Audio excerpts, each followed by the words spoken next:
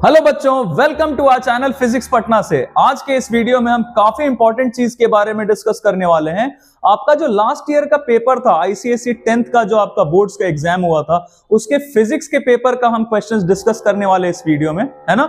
तो जैसे इसमें सेक्शन ए और सेक्शन बी दोनों रहते हैं, तो इसको हम पार्ट वाइज डिस्कस करेंगे, है ना, क्योंकि आपका 2 घंटे का पेपर होता है, तो एक ही स्ट्रेच में ना डिस्कस करते हुए हम इसको पार्टली डिस्कस करेंगे। जैसे अभी इस वीडियो में हम सेक्शन ए का जो आपका एमसीक्यूज होता है, 15 एमसीक्यूज होते हैं इसमें, तो उन सबका सॉल्यूशंस क्या होता है ये हम देखेंगे। इसमें सॉल्यूशन कैसे आया, इसमें कौन सा कॉन्सेप्ट हमने यूज किया, ये सारा चीज हम इसमें सीखने वाले हैं। और आगे आने वाले वीडियोस में मैं बाकी भी जो क्वेश्चंस हैं आपके सेक्शन ए के, जो शॉर्ट आंसर क्वेश्चंस हैं, या सेक्शन बी के, वो सारा कुछ हम डिस्कस कर लेंगे, है ना। तो ये आपके लिए बहुत बेनिफिशियल होगा, क्योंकि अब आपका फेब में एग्जाम स्टार्ट होने वाला 10th का, है ना। तो आइए स्टार्ट करते हैं। सबसे पहला ये हमारा सेक्शन है, ये इट इज कंपलसरी, आप इसमें चूज नहीं कर सकते हैं, सारा क्वेश्चंस आपको अटेम्प्ट करना होगा।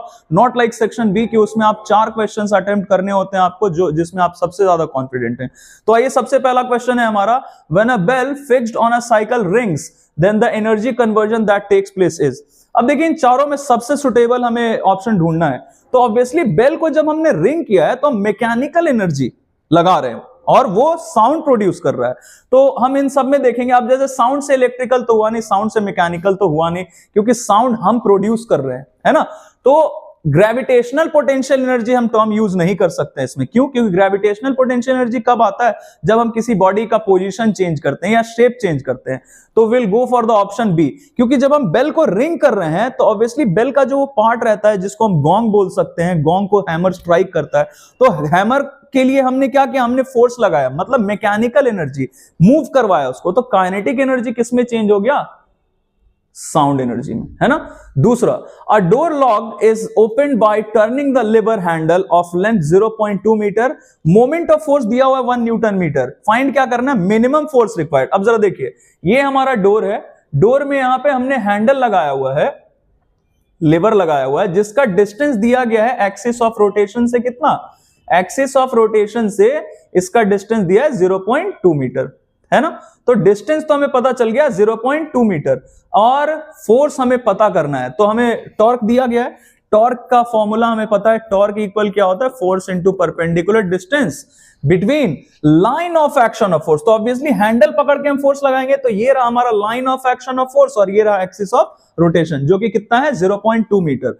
तो हमें टॉर्क दिया गया है 1 न्यूटन मीटर, और हमारा डिस्टेंस पता है हमें 0.2 मीटर। तो देखिए यहां से फोर्स आ जाएगा हमारा, सॉल्व कर लेंगे तो दैट इज, ये इधर डिवीजन में आएगा तो ये आ जाएगा 5 न्यूटन, है ना। तो will go for the option A, 5 Newton हमारा आंसर आ जाएगा यहां से। तो मैं ये बाकी कैलकुलेशंस हटा देता हूं, आप इसको पॉज करके देख सकते हैं वीडियो को, ये कैसे सॉल्यूशन किया, है ना। तो इसमें हमारा ऑप्शन हो जाएगा ए, ठीक है।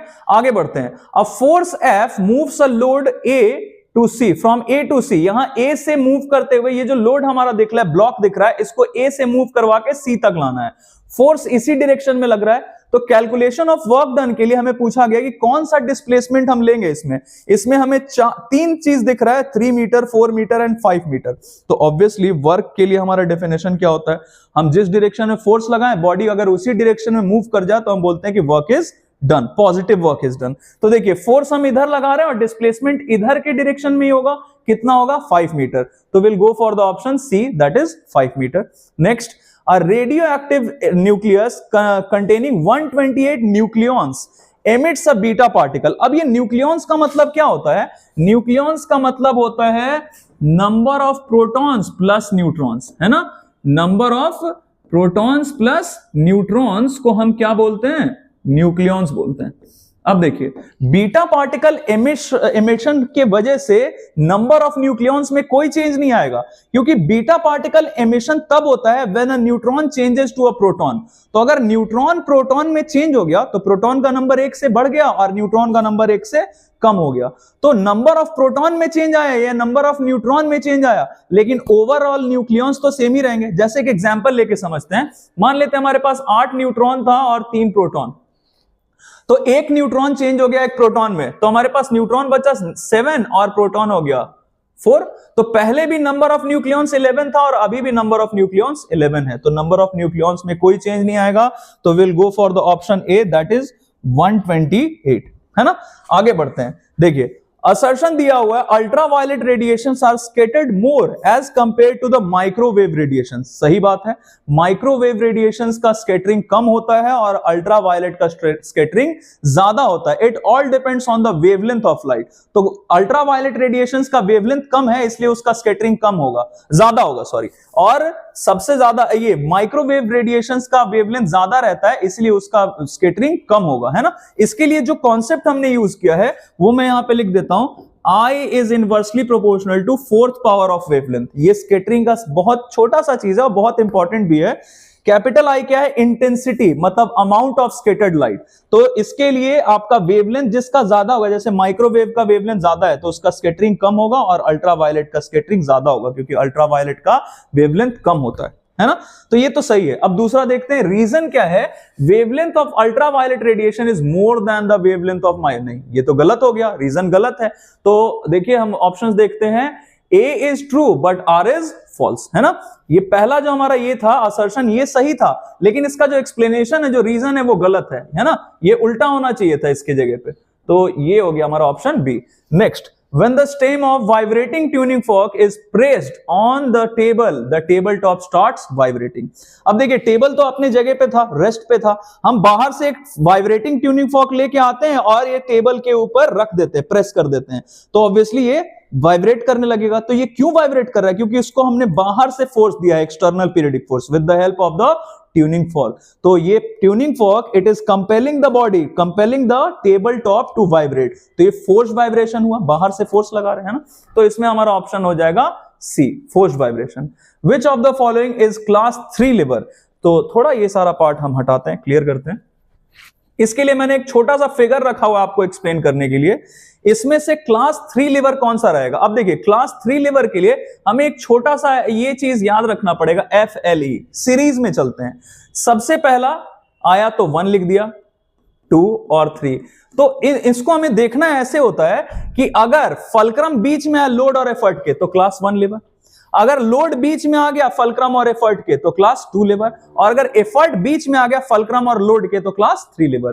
तो ये हम ऐसे सीरीज वाइज याद रख सकते हैं कि पहले नंबर पे F तो 1 लोड और ये एफर्ट आया तो क्लास 3 लीवर। अब देखिए एफर्ट इन तीनों में से किस में बीच में आएगा, पेयर ऑफ सीजर्स में तो आएगा ही नहीं, क्रोबार में भी नहीं आएगा और व्हील बैरो में भी नहीं आएगा। क्यों भाई, क्योंकि व्हील बैरो में आपको जरा बना के दिखा देता हूं। व्हील बैरो ये रहा हमारा, इसका हैंडल और इसका व्हील यहां पे, तो ये फलक्रम आ गया यहां, इसी के अबाउट हम इसको उठाएंगे या रखेंगे, और लोड यहां से मतलब इसके सेंटर ऑफ ग्रेविटी से व्हील बैरो का एक्ट करेगा इसका वेट, तो लोड यहां पे आ गया, और एफर्ट ऑब्वियसली हम यहां से हैंडल से लगाते हैं तो लोड बीच में आ गया, तो ये तो क्लास 2 लीवर हो जाएगा ना, लोड बीच में आया तो।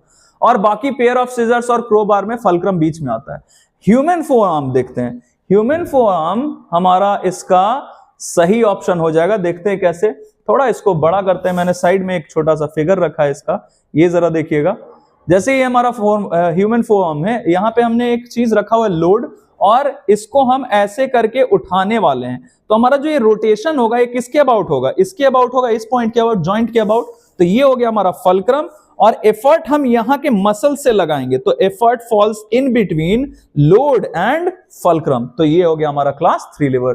तो will go for which option, हमारा ऑप्शन इसमें हो जाएगा फोरआर्म, ह्यूमन फोरआर्म, है ना, क्लास 3 लीवर। अब देखिए specific resistance of a conductor depends on it's, specific resistance में लेंथ और एरिया ऑफ क्रॉस सेक्शन तो हम फिक्स कर देते हैं कि इसका unit length, unit area of cross section, तो ये दोनों पे तो डिपेंड करता ही नहीं है specific resistance. Specific resistance depend किस पे करता है, मटेरियल पे, कि किस चीज का है। जैसे स्पेसिफिक रेजिस्टेंस हम अगर गोल्ड का लें तो कुछ अलग होगा, कॉपर का लें तो कुछ अलग होगा, है ना। लेकिन अगर हम कॉपर का ही मटेरियल का इतना छोटा वायर लें या इतना बड़ा वायर लें तो उसका स्पेसिफिक रेजिस्टेंस चेंज नहीं होता है, क्योंकि वो उसका मटेरियल पे डिपेंड करता है ना। Okay, next, identify the option that displays the correct wiring with correct color code। अब देखिए पहला वाला देखते हैं, अप्लायंस है, ये मेंस है, तो मेन से ये हमारे ब्राउन वायर के लिए हम बोलते हैं, लाइव के लिए हम ब्राउन कलर का वायर यूज करते हैं, और न्यूट्रल के लिए हम ब्लू कलर का वायर यूज करते हैं, है ना। अब ये देखिए ये क्या है, ये की है हमारा, की या स्विच का हम काम क्या है, हम सर्किट को कंप्लीट या इनकम्प्लीट करवाते हैं। तो ये की किसमें या स्विच किसमें कनेक्टेड है, ब्राउन में, मतलब लाइव वायर में, ये तो सही है। और ये न्यूट्रल वायर है। चलिए पहला ऑप्शन तो हमें सही मिल गया, फिर भी हम आगे का ऑप्शंस देख लेते हैं एक बार क्या क्या है। और ये जैसे ब्राउन वायर दिख रहा है, इधर येलो वायर हम यूज करते हैं अर्थ के लिए, तो ये तो गलत हो गया क्योंकि यहाँ पे न्यूट्रल वायर रहना चाहिए, इधर लाइव है इधर न्यूट्रल। आगे का ऑप्शंस देखते हैं, तो इसमें देखिए ये न्यूट्रल वायर में हमने की लगाया हुआ है जो कि बिल्कुल गलत है, ये नहीं होता है क्योंकि हम हमेशा स्विच, एमसीबी, फ्यूज ये सारा चीज हमेशा लाइव वायर में कनेक्ट करते हैं ना। अब ये क्यों कनेक्ट करते हैं, मैंने ऑलरेडी एक वीडियो डाला हुआ है हमारे चैनल पे, आप वो देख सकते हैं, जो आपका करंट इलेक्ट्रिसिटी उसके प्लेलिस्ट में ऑलरेडी है कि क्यों ऐसा करते हैं, लाइव वायर में ही क्यों कनेक्ट करते हैं। ये तो गलत हो गया। चौथा ऑप्शन ब्राउन वायर लिया है हमने और यहां फिर से येलो वायर, मतलब ये तो अर्थ के लिए होता है येलो कलर, तो ये भी गलत। तो हमारा ऑप्शन हो जाएगा कौन सा, option A is correct. Okay, next, potential difference between terminals of a cell in a closed electric circuit. Closed है, सर्किट क्लोज्ड है मतलब सर्किट पैक है, कंप्लीट है, तो करंट का फ्लो होगा। और जब भी करंट का फ्लो होता है तो जो हमारा सेल है उसके टर्मिनल्स के बीच के पोटेंशियल डिफरेंस को हम बोलते हैं टर्मिनल वोल्टेज। और यही अगर करंट फ्लो नहीं करे तब दोनों टर्मिनल्स के बीच के पोटेंशियल डिफरेंस को हम ईएमएफ बोलते हैं, है ना। तो यहां करंट फ्लो कर रहा है तो will go for option A, that is terminal voltage. Next, during melting of ice eight 0 degree Celsius energy release तो होगा ही नहीं, एनर्जी तो इसको चाहिए, तो energy is absorbed and temperature remains constant. चलिए हमें दूसरा ऑप्शन मिल गया सही, टेम्परेचर कांस्टेंट रहता है, कोई भी चेंज ऑफ फेज ऑफ हो मैटर तो उसमें टेम्परेचर हमारा कांस्टेंट रहता है, तो हमारा ऑप्शन बी हो गया इसमें। Linear magnification produced by a concave lens. अब देखिए लीनियर मैग्निफिकेशन क्या होता है, इट इज स्मॉल m जो कि किसके इक्वल होता है, I by O के इक्वल होता है ना। अब देखिए कॉनकेव लेंस में हमें कभी मैग्निफाइड या फिर सेम साइज भी नहीं मिलता, हमेशा जो इमेज का साइज है वो ऑब्जेक्ट के साइज से छोटा ही होता है ना। अब देखिए इमेज का साइज ऑब्जेक्ट के साइज से छोटा है मतलब डिनोमिनेटर बड़ा हो गया ना, तो फ्रैक्शन का वैल्यू क्या आ जाएगा, लेस देन 1। तो ये हमारा ये वाला ऑप्शन हो जाएगा, दैट इज ऑप्शन ए, है ना, m is less than 1। Radio active, next है रेडियो एक्टिव एलिमेंट है जो कि एक इवैक्यूएटेड चेंबर में रखा गया, मतलब वैक्यूम क्रिएट कर दिया उस चेंबर में, उस रूम में। तो rate of radio active decay का क्या होगा, कुछ नहीं होगा। कोई भी जो फिजिकल चेंज है उसके वजह से जो रेडियो एक्टिविटी का रेट है उस पर कोई फर्क नहीं पड़ता है। हम टेम्परेचर बढ़ा दें, प्रेशर बढ़ा दें, कम कर दें, कुछ भी कर दें, इससे हमारे रेडियो एक्टिविटी के रेट पे कोई फर्क नहीं पड़ता है, तो it remains unchanged. Okay, next graph ये दिया हुआ है हीट एनर्जी का और टेम्परेचर का। जैसे जैसे हम हीट देते जा रहे हैं वैसे वैसे टेम्परेचर बढ़ता जा रहा है, तो हमसे पूछा गया कि इसका जो स्लोप हम निकालेंगे तो उससे हमें क्या चीज मिलेगा। अब देखिए स्लोप जो होता है हमारा, स्लोप को हम स्मॉल m से ही डिनोट करते हैं और ये क्या होता है, p by b। तो ऑब्वियसली यहां से अगर हम स्लोप निकालते हैं तो p by b, तो p लेंगे हम इधर से, that is corresponding to heat q, और यहां पे b बेस किसके कॉरेस्पॉन्डिंग आएगा, चेंज इन टेम्परेचर मतलब डेल्टा t। तो यहां से जो हम ये निकालेंगे तो p के जगह रखेंगे q और b के जगह बेस के जगह डेल्टा t, तो हमें इस वाले ग्राफ का स्लोप मिल जाएगा। और ये हमें पता है क्या होता है, q बाय डेल्टा t क्या होता है, it is c dash, that is heat capacity. c dash होता है हीट कैपेसिटी के लिए सिंबल, तो ये हमें क्या बता देगा, हीट कैपेसिटी। तो will go for option D, that is heat capacity. Next, अब ये देखिए हमारे पास एक फिगर यहां पे दिया हुआ है, लेंस दिया है और पूछा जा रहा है कि अगर हम ये जो ब्लॉक है इस ब्लॉक को अगर इस लाइट रेज के रास्ते में ले आए तो क्या इसका कन्वर्जिंग पॉइंट x जो अभी फिलहाल यहां पे x है ये बदलेगा क्या, ये अवे फ्रॉम द स्लैब चला जाएगा या टुवर्ड्स द स्लैब चला जाएगा, क्या होगा। आइए देखते हैं जरा, जैसे ये होता क्या है, इसके लिए मैं एक छोटा सा फिगर मैंने यहां पे रखा हुआ है, इसको हम इधर ले आते हैं जरा। देखिए क्या हुआ, इसमें लाइट रेज ऐसे आ रहा था कॉन्वेक्स लेंस से पास, ये हमारा कॉन्वेक्स लेंस है, यहां बनाया नहीं गया, मैं छोटा सा ऐसे बना देता हूं आपके लिए। यहां से हमने ऐसे करके, ये कॉन्वेक्स लेंस है हमारा, लाइट रेज ऐसे आने के बाद अब देखिए क्या होगा, लाइट रेज आने के बाद ये लाइट ऐसे, अगर बीच में ग्लास स्लैब नहीं आता तब तो ये यहीं पे आके कन्वर्ज करता, लेकिन अब ये क्या हो रहा है, अब आना है इसको एयर से, ये जब यहां से लेंस से बाहर आ जाएगा तब तो ये एयर में है ना, और एयर से जब इसको ग्लास स्लैब के अंदर आना है तो देखिए क्या होगा जरा, ये लाइट रे को जाना चाहिए था ऐसे स्ट्रेट, लेकिन ये रेयरर से डेंसर मीडियम में आ रहा है, ये हमारा बीच में क्या एयर, तो एयर से ग्लास में आएगा तो ये क्या होगा, it will bend towards the normal, ये रहा हमारा नॉर्मल, तो ये टुवर्ड्स द नॉर्मल चला जाएगा और लाइट रे आ गया ऐसे। बिल्कुल वैसे ही यहां पे भी ये नॉर्मल है हमारा, तो लाइट रे जाना चाहिए था ऐसे सीधा, लेकिन ये ऐसे सीधा नहीं जा पाया और ये नॉर्मल के टुवर्ड्स बेंड होके ऐसे आ गया। और फिर जब यहां से दोबारा रिफ्रैक्शन वाला है, ग्लास से एयर में आने वाला है, तो अब ये नॉर्मल है तो ये कहां जाएगा, ये ऐसे सीधा जाना चाहिए था ऐसे स्ट्रेट, लेकिन ये ऐसे सीधा नहीं जाके क्या हुआ देखिए, ये टुवर्ड्स द नॉर्मल चला गया, अवे फ्रॉम द नॉर्मल चला गया, क्योंकि डेंसर से रेयर जा रहा और फाइनली यहां पे आके मीट कर रहा है। मतलब ये जो हमारा कन्वर्जिंग पॉइंट पहले एक्स था, ये ग्लास स्लैब के दूर चला जाएगा, move away from the glass slab, है ना, ये हमारा ग्लास स्लैब है और ये ग्लास स्लैब से और दूर चला जाएगा, यहां पे आ जाएगा हमारा कन्वर्जिंग पॉइंट, तो ये हमारा ऑप्शन ए हो जाएगा, है ना। आई होप मैंने जो आपको इस वीडियो में बताया है ये आपको अच्छा लगा हो, इससे आपको फायदा हुआ हो। अगर ऐसा है please do like our video and subscribe our channel, और बाकी बच्चों तक भी इसे पहुंचाइए, शेयर करिए, ताकि उन्हें भी आपकी हेल्प से कुछ फायदा हो सके, है ना। Okay, thank you very much and keep